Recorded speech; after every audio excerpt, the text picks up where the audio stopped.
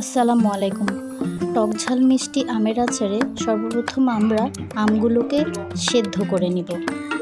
আমগুলো সেদ্ধ হয়ে গেলে একে একে আমরা মশলাগুলো দিয়ে দিব। প্রথমে আমরা 1 কাপ সরিষার তেলে 1 চামচ ভাজা ধনিয়া গুঁড়ো, হলুদ গুঁড়ো, লাল মরিচ গুঁড়ো, ভাজা জিরা, গরম মশলা, 2 টেবিল চামচ ভিনেগার, সরিষা বাটা, হলুদ মরিচের গুঁড়ো আধা টেবিল চামচ,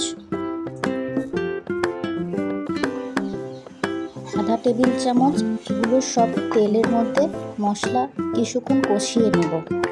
এরপর মশলা যখন কষে যাবে তখন আমরা আমার কাছে সরিষা বাটা ছিল না দেখে আমি এই সরিষা বাটাটা দিয়েছি। এরপর 2 টেবিল চামচ ভিনেগার দিয়ে দেব যেন আচার নষ্ট না হয়। এরপর ভালো করে কষিয়ে নিতে হবে যেন পানি না থাকে আচারের মধ্যে পানি ছোঁয়ালে আচার নষ্ট হয়ে যাবে। এখানে আমি সব মশলা আমার স্বাদ মতো দিয়েছি, আপনারা কিছুটা কম বেশি করে নেবেন।